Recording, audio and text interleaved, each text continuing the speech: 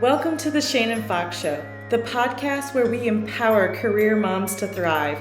I'm your host, Shannon Fox, a career advancement coach dedicated to helping moms like you leverage your strengths to land your dream job, secure that well-deserved raise, or finally get that promotion, all without sacrificing time with your family.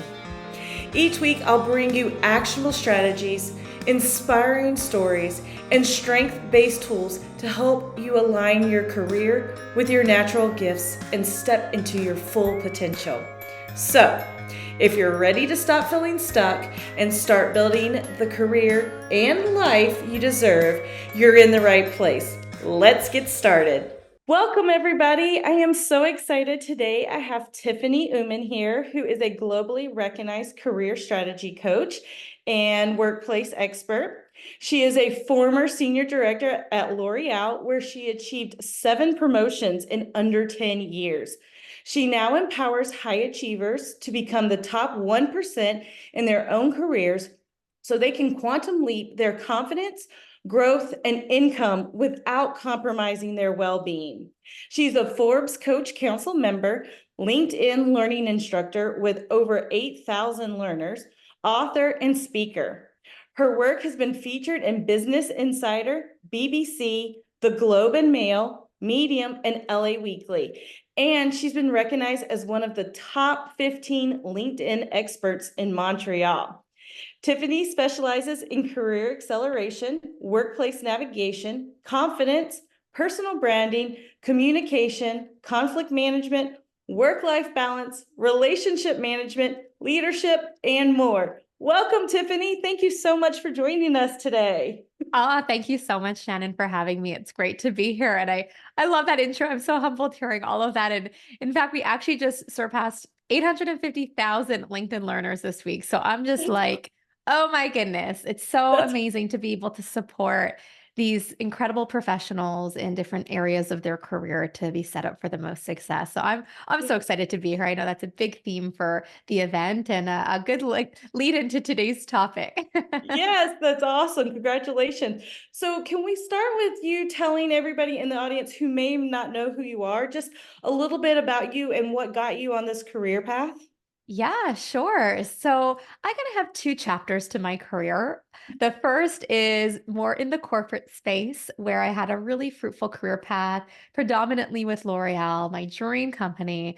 Not, of course, without its share of mistakes and struggles and frustrations and a lot of the things that we don't really learn how to do and have to figure it out on our own. And although, it really did turn out to be an amazing journey for me and my teams, both excelling them to really accelerate their career growth and success, and myself as well, achieving 7 promotions in under 10 years. I really had this passion for building teams, building success, building sustainable paths for success. And that was a big fuel for me in shifting into the second chapter of my career and becoming a career coach and workplace expert. I think what really kind of sets me apart in the work that I do is that lived experience of having navigated a lot of those ebbs and flows and doing it at a very high performing level, but of course not by compromising our well-being in that process. That's such an important piece. You could get that kind of growth, but I don't want you to kill yourself in the process to do that. And so I'm really a big advocate of bringing out that top 1%, that peak performer in you, so that you can absolutely crush your goals in record time. You can make more income in your life than you ever imagined. You can land your dream opportunities, whether internally or externally, and do it, of course, with all of your personal priorities well intact. I'm a mom of 2 young kids. I started my career coaching on my second maternity leave and really built that from the ground up.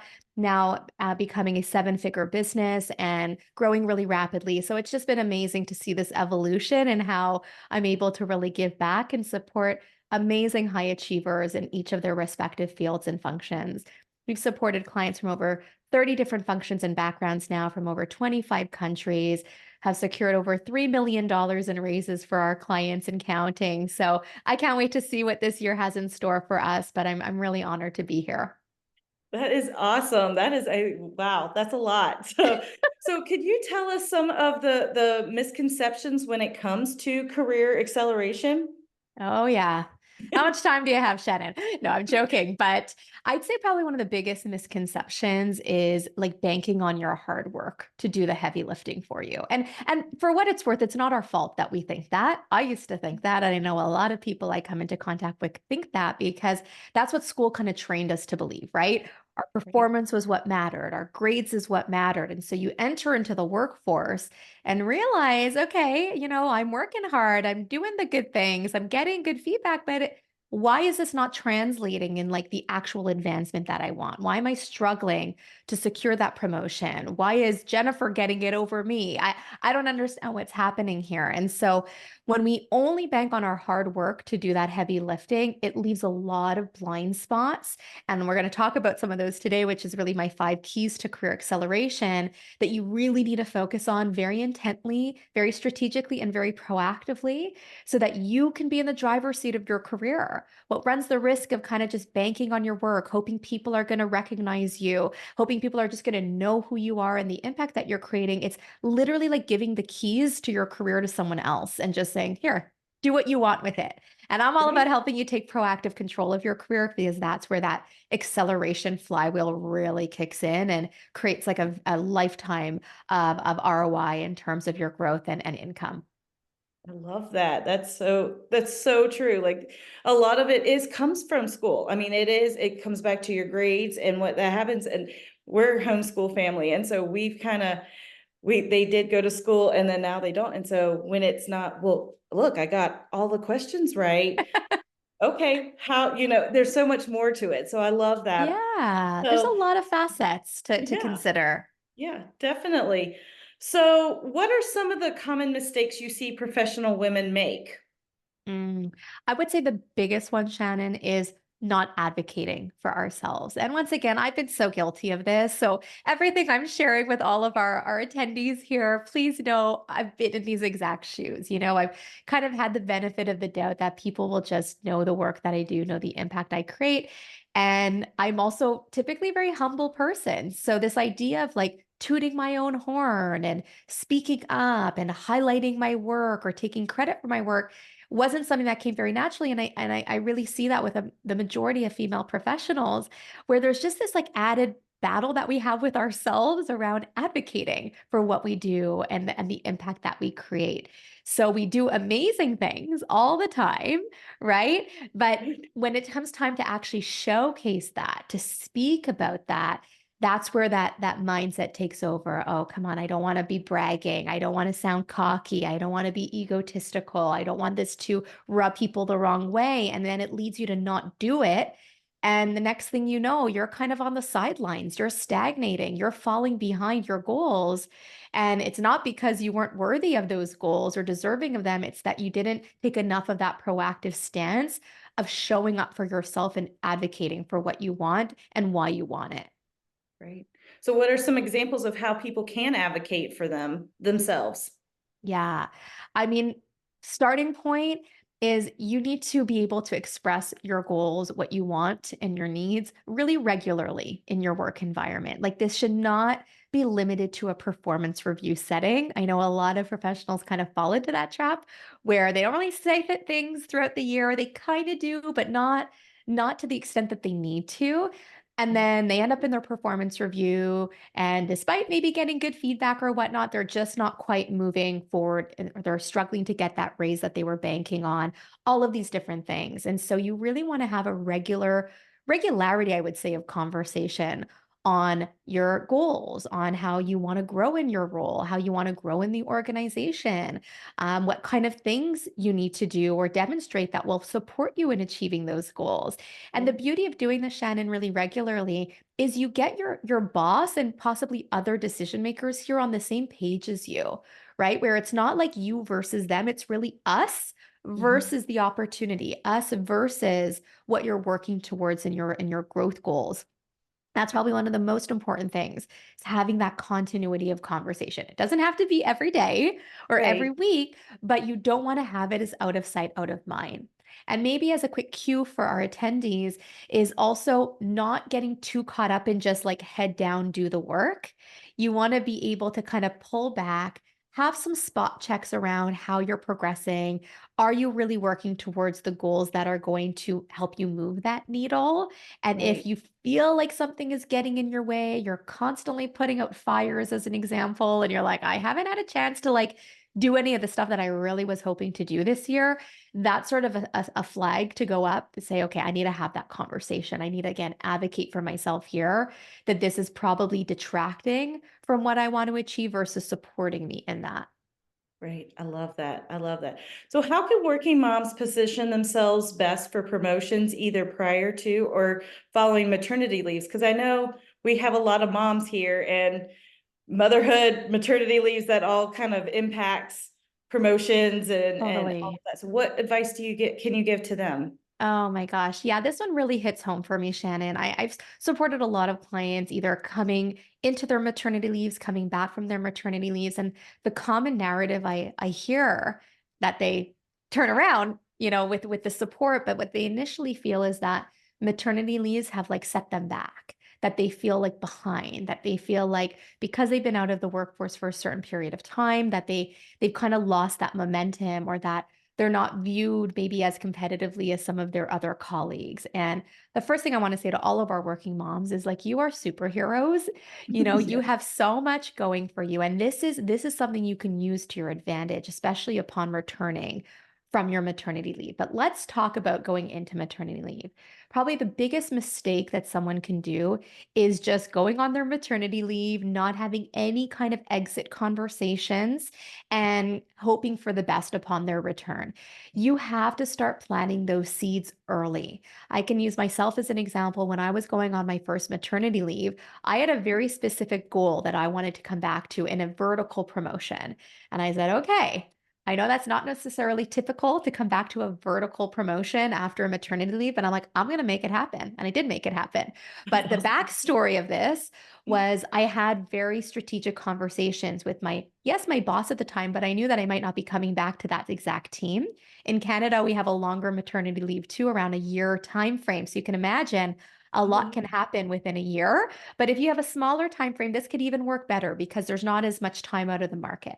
But regardless, you want to have those conversations maybe with your HR team, your leadership team, anyone who might be kind of influencing some of those internal moves to let them know what you have envisioned for yourself and what you'd like to be able to continue doing when you come back, or maybe taking from where you stand right now and what you'd like to do as a next step. So you're already planting these seeds. Now, they might not be able to confirm anything in writing because it always kind of depends on openings and things that are a little bit more variable, but at least you can recap in writing what was discussed, what was shared, and kind of use that as some foundational conversation for when you do return. Now, depending how long your maternity leave is, it could be a good idea to kind of touch base with your organization if you're looking to return to that existing organization a little bit before your official return date. So, not to say I want to come back early, that's not the message here, but more just to kind of get a feel of what kind of opportunities they might have in mind for you upon your return. I want everyone to enjoy their mat leave and take that time. It's precious, it goes fast. Yeah. So you don't have to feel the need to rush back, right? You will be just fine. But at least kind of having that conversation and getting a feeler of what you can expect. And then that way, when those talks do come back up, when you are about to return and you're getting reached out to, whether from your leadership team, your HR team, or whoever that driver in that decision is, now you can really build, right? And if it's something totally different or off track from where you were, stand up for yourself, right? Yes, you have to typically come back to the same seniority level you were before, but use this to your advantage, right? Give them a glimpse as to what you want to do, be more specific. I can tell you when I was coming back from that first maternity leave, it was probably my favorite and most successful role that I had within L'Oreal at that time because I was super focused. I was more energized. I had a lot more drive to be really, really intentional with where I put the time and energy in my day. And it helped me to really maximize my own performance and that of my team, and also leading by example of having a good work-life balance too in a very competitive work environment. So it's all about having these types of conversations conversations and setting the stage, following through and following up. And do not just expect others to do that for you while you're not there. That's kind of a recipe for disaster.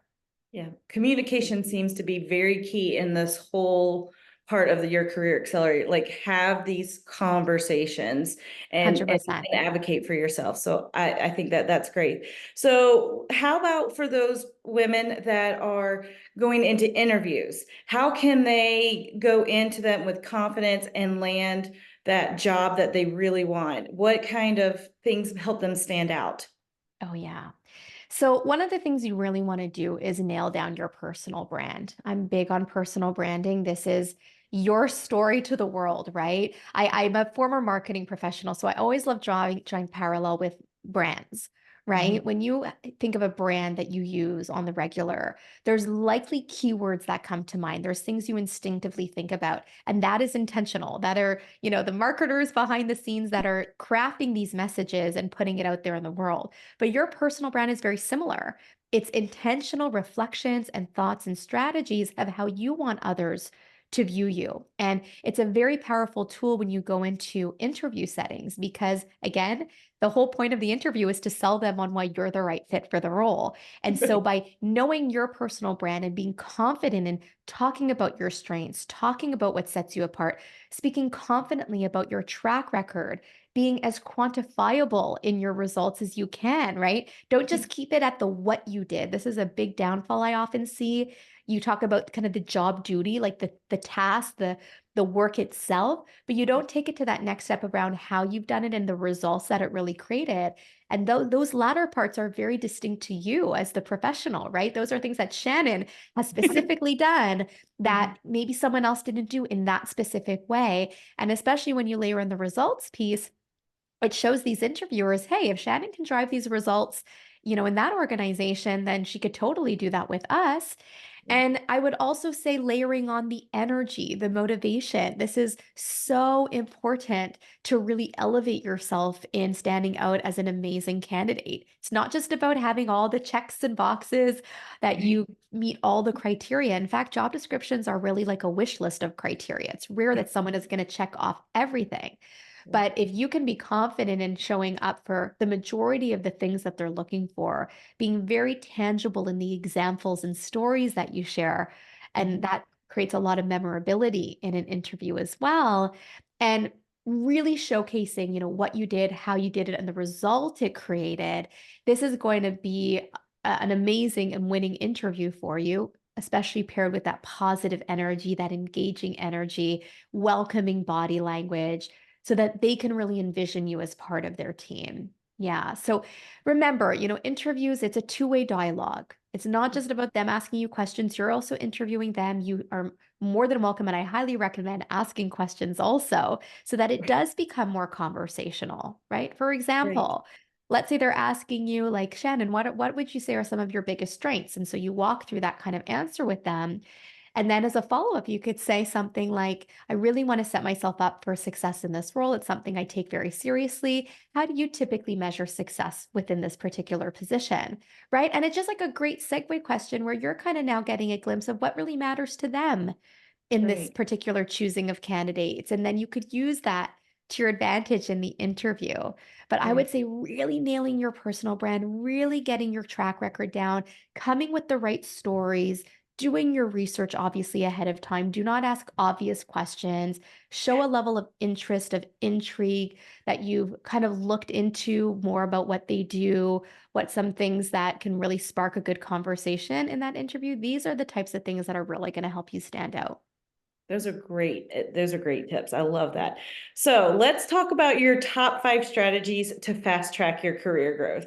Yeah, So I I know. know And I you have love this. them. I do. And I've kind of echoed some of it, but I'm going to go a lot deeper on this. So I would say the first key is growth mindset. Okay. And we kind of been touching about this a little bit in our session around confidence, right?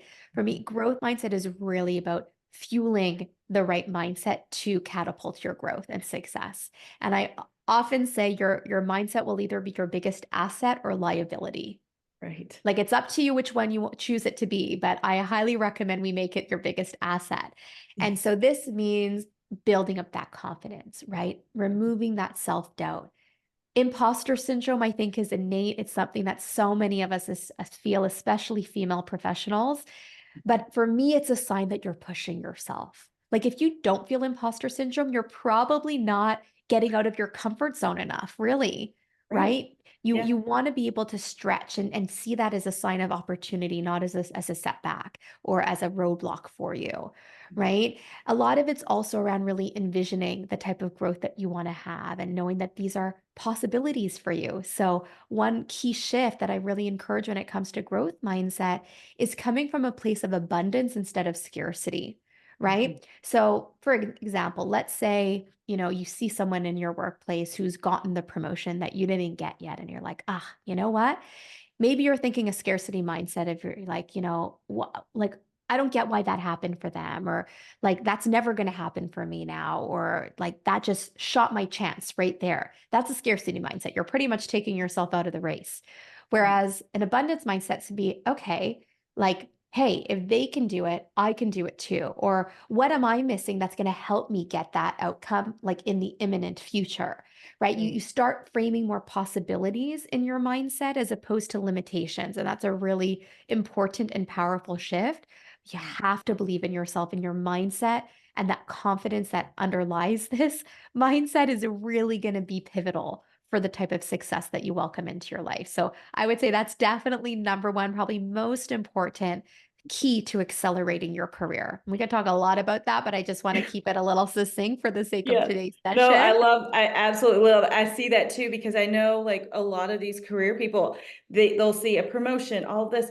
And instead of, I really believe your mindset, it all starts there, because instead of looking at it, like you said, in a negative and looking and saying, what skills, what skill set did they maybe have that I should work on to get that? Or what was it about them that allowed them to get that promotion now, that I can then work on myself and look at it as a way to improve upon yourself. So I think that I Absolutely. totally agree. Growth mindset is huge. Yeah, it's just so integral and even all of the other facets I'm going to share, right? But it Right. starts with us. It really starts with us and taking that control of our career acceleration. I would say the second key is actually really solidifying your distinct personal brand, right? I kind of talked about this vis-a-vis interviews, but it doesn't stop and start at interviews. For me, personal branding is an always on strategy. It evolves as you evolve as a person, as a professional. And it was really about understanding you, what sets you apart, what differentiates you, and how you can use this to your advantage. Right. So I kind of talked about this at the beginning around not just banking on your work to do the heavy lifting. For me, your personal branding is one of the most important facets that's going to support your work, right? It's not just about Shannon who's delivering on XYZ project. It's Shannon who's delivering on XYZ project because she is excellent in her analytical abilities, or she's the go-to resource for everything XYZ, or it's this persona that you're creating and not something that feels inauthentic. It has to be really authentically you and an extension of who you are, but in a way that people speak highly of you when you're not even there. That's really the sign that you know you've developed a really strong personal brand. And so knowing your strengths, knowing what differentiates you, knowing what matters to the company, knowing how to integrate these things together so that you position yourself really strategically on what matters most, both for you, both for the vision of the organization. That's really the winning recipe here. So think of it as like the aura and the kind of surrounding type of energy and reputation and perception that you're creating beyond just the work that you're doing. Yes, I love that Yeah. analogy, Laura. Yeah. It's a big one. Yes. Um, I would say the third key is relationship building. Okay. We cannot go at this career thing alone. You are going to struggle. Like you are really going to struggle. Relationships is a critical element at every stage of your career growth. And if you want to accelerate your career growth, you have to get intentional about these relationships. Yes, of course, I think we all instinctively think our boss is like our most important relationship, and they do play a really important role because they're evaluating us. But there's a lot of other important decision makers in your organizations and beyond your organization that need to know who you are. I always say this, the expression like it's all about who you know. For me, Yes. it's like, yeah, okay, it's kind of about who you know, but it's also about who knows you. And Right. that's where you need to be intentional in creating those relationships, really one-to-one relationships. Do not rely on your boss to do this. Do not rely on colleagues to do that. You need people to know you for you, and you have to control that narrative. So I really like framing this as like building that support system, Right. really having support systems across functions, across hierarchy levels, across departments. And that's what's helped me significantly in securing 7 promotions in under 10 years and moving across 3 different divisions by the age of 28 and working across 4 different product categories, which is very atypical for Right. L'Oreal in that time, right? But it was because of building these relationships where people knew who I was. And I made an intention behind that of helping them understand the value that I could bring and getting your name out there. And you don't have to be extroverted for this. I get that feedback a lot of like, but I'm more introverted. That could be one of your biggest superpowers because you'll be able to build even more meaningful one-to-one relationships. You start Right. small and build until you feel more comfortable going maybe to some of the bigger decision makers, the bigger leaders in your organizations. But this is just absolutely critical. Absolutely. I love that. I Yeah. think that having those cross department, I just feel like everybody needs to know. And I love that because again, it goes back to your confidence in yourself that you don't need your boss to be the one that's directing these relationships. You have confidence and you own that and you go out and make that happen for yourself because Mhm. that's what you Yeah. want and that's what you should do. So I love Yeah. And even just add on that real quick, Shannon, I know that the job market has been a bit of a gong show this past year to it. few years, right? Yes. I mean, Yes. whether we're talking about restructurings, layoffs, pandemic, recession, supply chain crises, like you name it, there's been a lot of curveballs thrown our way. And the most important thing are your relationships because no matter what happens, no one can take those away from you.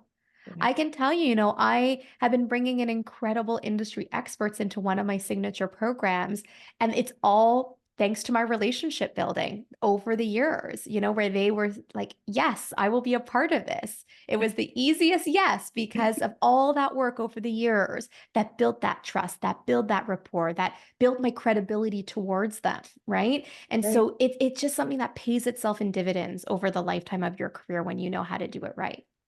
Let's get Absolutely. into maybe the fourth key to acceleration of your career.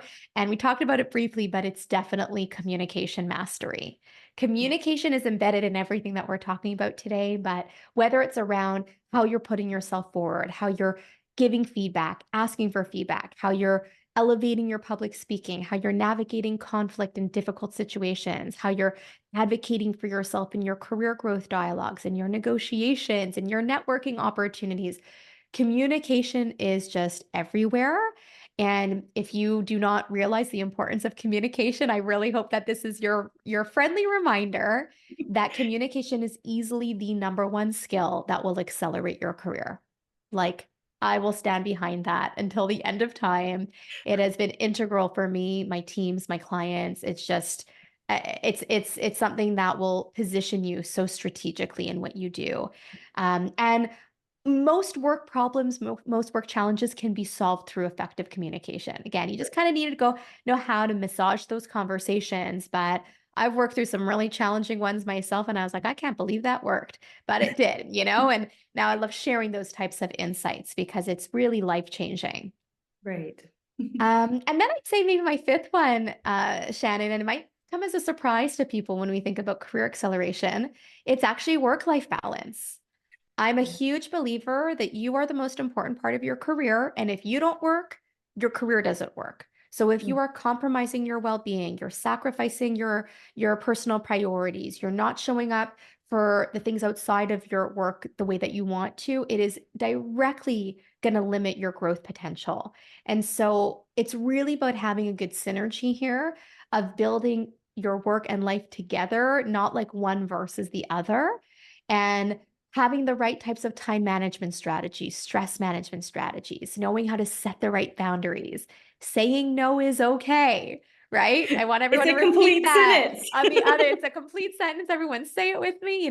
I can say no, right? Of course, I said I'm saying different ways of saying no, so it doesn't feel as harsh and abrupt, but you can absolutely push back on things, right? Like this is part it's just the name of the game. You can't be a yes person. Being a yes person is not going to drive your career acceleration. You're not going to be known for anything. You're going to be the one that gets overloaded, overburdened, probably undervalued and underpaid as a result.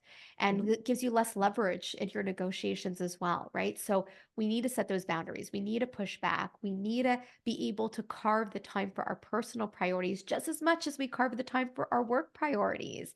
And only Absolutely. then are you going to be able to really truly unlock that peak performer in you, that unstoppable career acceleration flywheel that's going to bring all of these five factors together? I love that. I totally agree. I know as a mom, I can struggle with that work-life balance. And so my word for 2023 last year was being intentional. And so being intentional with what I said yes to, because I wanted to make sure that I had some career goals as well. And I wanted to Yeah. make sure I hit those. And so in order to do that, I had to be intentional. And it was Yeah. great. So I also was making sure I had that time for my family. So I think Yeah. that is great. So, Yeah. well, you have a free gift for everybody, an invitation to your career growth accelerator masterclass. Do you want to tell us a little bit about that? Yeah, sure. Thank you so much, Shannon. So I think it's very opportune on today's topic of career acceleration. But in just a couple weeks from now, on January 29th, the 30th, and 31st, I'm hosting three different sessions so that you could choose the one that's best for you. It is a 90-minute masterclass called Career Growth Accelerator. This is where I'm going to teach you my insider secrets on how to fast track your growth and income every year without burning yourself out or sacrificing your work life balance. So, we are going to get deep on this together. You're going to walk away feeling inspired, motivated, and ready to make this your best year yet and really the new foundation for everything to come. And I cannot wait to see you there. Spots are filling up quickly. So, I'd love for you to secure your spot, whatever time slot works best for you. This is going to be game changing. And by joining me live on the event, I'm also going to be giving away my free salary negotiation secrets playbook, which I've never actually given away for free before. So I'm all about helping everyone make more income this year. Like, this is your year to do it. So I can't wait to see you live. And thank you also so much for attending today and really taking in all the insights that we had to share. Yes, so there is a button below so that you can click on that and it will take you to the page to register for this career growth accelerator. So thank Thank you, you. Tiffany, for being here today. I just so appreciate your information and your insight. Oh, thanks, Shannon. This was so much fun. And I hope everyone feels super inspired of what's possible. And let this be the year that unlocks this next level of career acceleration for you. Thanks so much for tuning into the Shannon Fox Show. If you found value in today's episode, I'd love for you to subscribe, leave a review, and share it with another career mom who's ready to thrive. Don't forget to grab your free Mastery Zone Discovery Quiz, where you'll uncover your strengths and take the first step toward aligning your career with your superpowers. You can also connect with me on Instagram at the.shannon.fox for more tips and inspiration. Until next time, remember, you're not just building a career, you're creating a life you love. Let's make this happen.